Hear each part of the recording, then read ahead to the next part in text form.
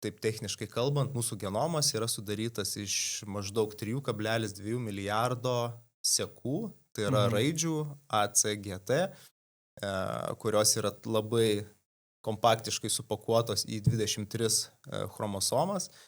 Tuo tarpu egzomas tai yra būtent išskiriama ta dalis, kuri koduoja tai yra tik tai genai, tai yra Mhm. genus koduojančios dalys.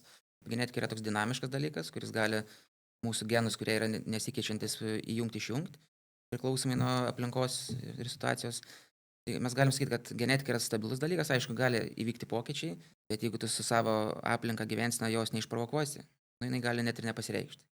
Mhm. Tas pats ir su gera genetika, tu irgi gali turėti kažką gero tokio paveldėto, sakykime, bet jeigu tu tendencingai to nenaudosi, tai tas bus ir nepanaudota. Garsiausi yra tyrimai su monozigotiniais dvyniais, kai yra įvaikinami skirtingose šeimose. Tai reiškia, jie genetiškai identiški, bet skirtingose šeimose gauna skirtingas aplinkas. Pavyzdžiui, jeigu žmogus bijo pasidaryti tyrimą, ką jam reiktų, koks būtų patarimas?